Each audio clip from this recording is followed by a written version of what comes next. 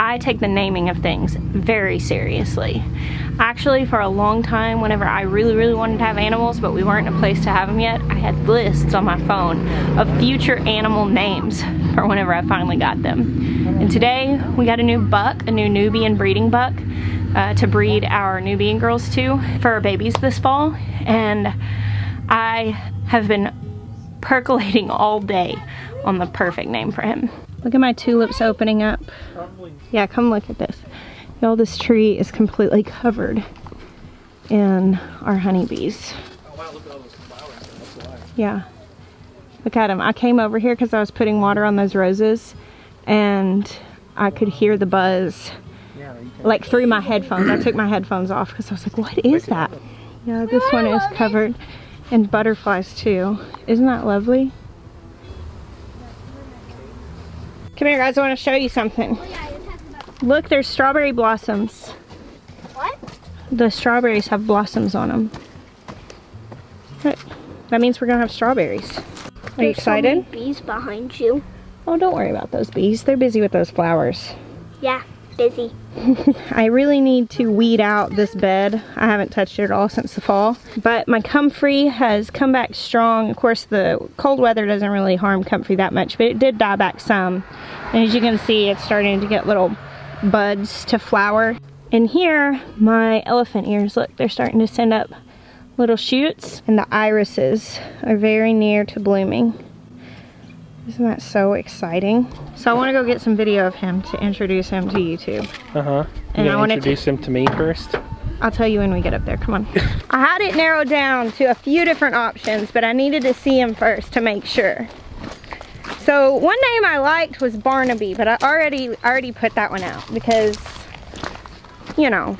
He doesn't look like a Barnaby? Well, no, I hadn't seen him yet. I decided he wasn't a Barnaby before I saw him. The other option I had was Edgar, because, you know, Narnia, Edgar. I thought that might be a good name, and it was pretty good. But I have one name that I thought of that I think is perfect, but I just needed to see him. And now that I've seen him, I know more than ever that this is exactly his name. Hey girls.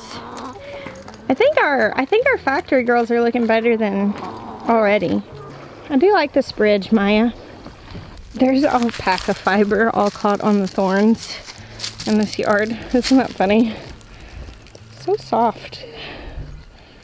I bet all the birds' nests on my farm are lined with alpaca fiber. Oh, he's so lovely. Very handsome. I don't know how close I'm gonna get to him. I don't want to scare him. He just got unloaded. And I think he's a little nervous. Hey, mister. It's okay. Don't be afraid. Welcome home. I know it's hard to tell while he's just standing there, like just how large this animal is, but the top of his head comes to like right here on me. Oh. We'll be friends soon. You're gonna love me. Okay, are you ready to hear his name? Yeah. Thorin Oakenshield. Thorin Oakenshield. It's pretty good. Doesn't he look like a Thorin Oakenshield? Yeah, he does. That's pretty good. That's more for me than for you. I know, I picked it for you. But then when I saw him, I knew that was a perfect name. So Maya actually just went and picked this buck out. There were a few options. 11 options? 11 options. And this buck is actually from the same place that we got Mr. Darcy from. They live really near to us, so just like a few minutes down the road. And he went and picked him out. And then they came and dropped him off. So I think he's really beautiful. So we like to pick literary names for our animals. Not always, but that's kind of like my first go-to. This qualifies. Yeah. And sometimes like movie names, pop culture names. Ross Poldark and... Yeah, now we have Ross Poldark and Thorin Oakenshield. I think he looks like Thorin Oakenshield. If Thorin Oakenshield was a goat, he would look like that. Probably. He's got one of those sticky balls stuck to his neck. Oh, the little seeds. Thorny seeds. Bless him. Oh, Manny, look at his. He's got a gumball in his fur. You shall not pass. Hey, what are you doing, silly? What are you doing? Did you want some attention?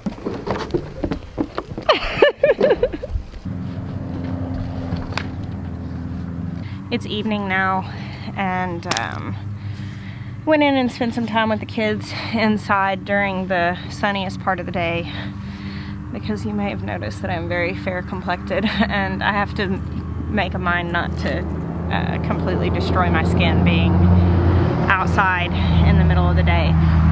It's very sunny here, and so that's just kind of how I handle gardening and being fair-skinned, is I just don't stay outside in the afternoons usually. But now we're finally to the point where I'm starting to plant the perennial garden, and I have these David Austin bare root roses that my friend Matthew sent me. I followed the instructions to keep these inside for a couple of weeks. Basically, they arrived and I wasn't quite ready to put them in yet, but they've got new growth on them, which is good. So they fared that well. But now I've soaked them for the last couple hours to get ready to plant them, and I'm using this mycorrhizal fungi to I guess inoculate them. And I'm about to put them in these beds. I'm so excited.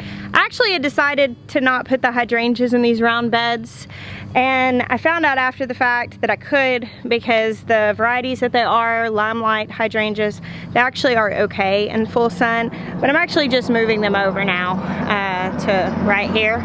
So they'll kind of still be here in the entryway, and this is going to be like really big and colorful. And in these round beds, I'm putting 2 of the shrub roses in each one here, and then down here, which I had another shrub rose that I put right there. So one of the David Austin roses will go there. And then I also have all of this space to fill up, and of course we've got all of this. We've got our blueberry beds ready to be planted. Now we have this weed fabric down, and I've had a lot of questions about this. People asking, aren't you concerned that's going to inhibit root growth? Which, since it's been here in 2 weeks, you can see there are already weeds growing through it. It's not the strongest stuff. There are multiple places where stuff is broken through. And we've put that underneath pretty much everything that we have planted. And it's more like an inhibitor of the weeds rather than something that's like an ultimate barrier that they can't get through. But that, coupled with being covered up in soil, typically does an okay job at keeping the weeds from just immediately taking over the beds. We also mulch. We will be doing that in here as well. But in the places like where we're planting these blackberry and blueberry bushes, and we didn't put a ton of soil on top of it, we are going to cut into that fabric so we can put those plants down in it, put a little bit of the super soil around them, and that should go okay. So if you're into this kind of thing, I'll tell you the varieties of these roses so you can look them up. They are seriously gorgeous. Here's the Olivia Austin rose, the Scepter Dial, and the Lady Gardener. So beautiful, beautiful flowers. I went ahead and started some cucumbers, squash, and okra, and I use these like biodegradable pots. I cannot find my bags. I had some of those throwaway bags. I don't know if I gave them all away, because I could have sworn I still had some, but I wasn't able to find them. I did have these pots though that I was given by Ben Vinson over at VW Family Farms. And I started all these things that don't really like to have their roots disturbed. I've thought about going ahead and direct sowing some and just risking the seeds, but we do have some cold temps popping back up on our forecast. As you can see, we have a lot of plants in the greenhouse. They're lining the top shelf as well, and over here. And I have bulbs, lots of bulbs that I've purchased here and there. All of these were purchased prior to like 2 weeks ago, so they're just sitting here waiting to be planted. And I'm gonna start plugging these into some of these places that are ready. I've shared before how crippling it is to me to have to make decisions like this, because I'm like, what if something doesn't go well? But there is a lot of freedom in a perennial garden, because a lot of things that you plant, if you don't like where it is, you can move it. And I feel encouraged by that. And I think right now one of the most important things is for us to just go ahead and get this stuff in. Because if I dilly-dally too long, I'm kind of going to miss my window of it really being able to thrive.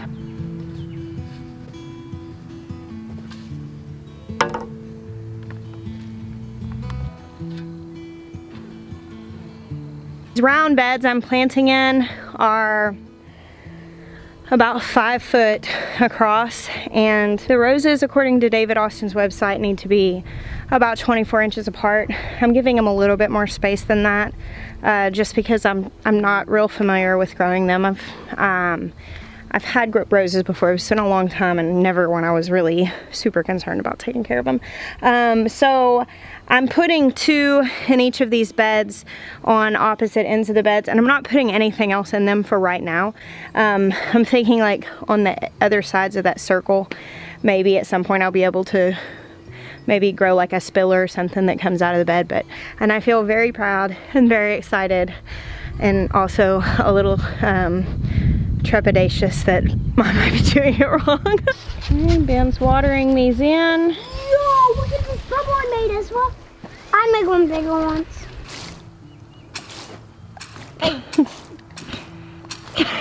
Why are you so silly? What do you want to plant next, Maya? Berries. You want to plant your berries?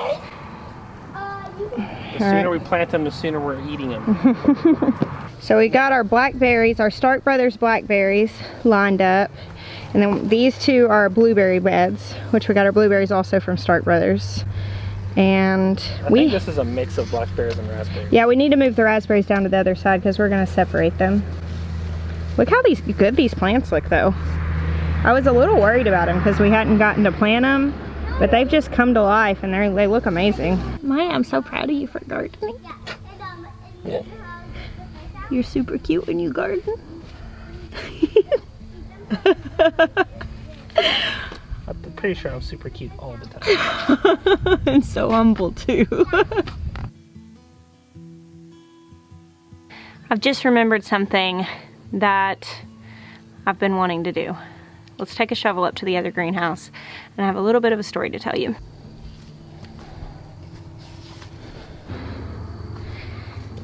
You guys see this rosemary? Years ago, I bought this rosemary plant, and it was during a time that we had very, very little extra income. Like, our budget was really tight.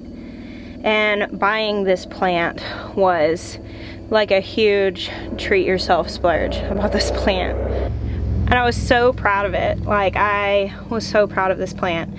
And I'd put it in this pot, and I was still fairly new to growing much of anything.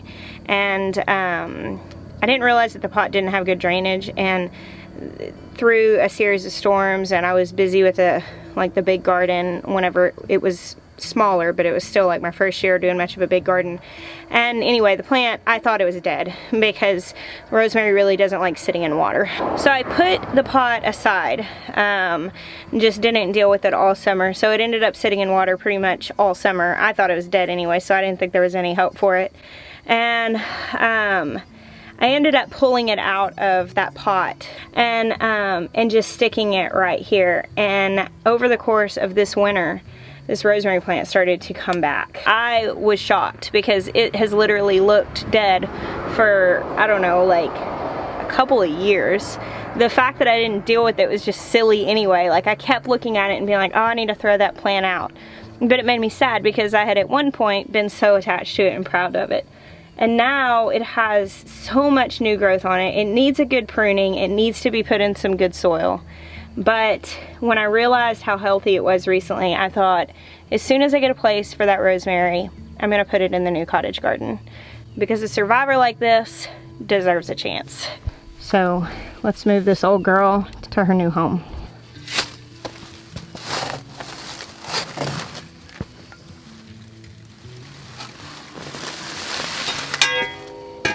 She definitely still needs a little TLC, but I'm gonna give her a place of honor.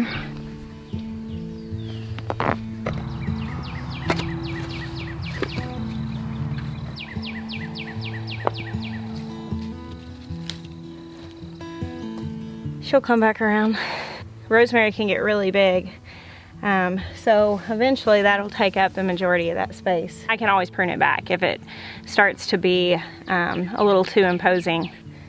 But I don't know. I've been thinking about where to put that plant because as it's filled out more and more over the course of the last couple months, I've just been like, man, I gave up on her too soon. And that is something that I would like to have plastered as a reminder right here in the heart of my garden, in front of my greenhouse, that I think too often when it comes to gardening we throw in the towel when there's still hope for more life. And I guess that's a good life lesson anyway. And also, that rosemary plant has been with me longer than any other plant in this garden. So she deserves to retire in the spotlight. Thank you guys for hanging out with me today. God bless you. Until next time.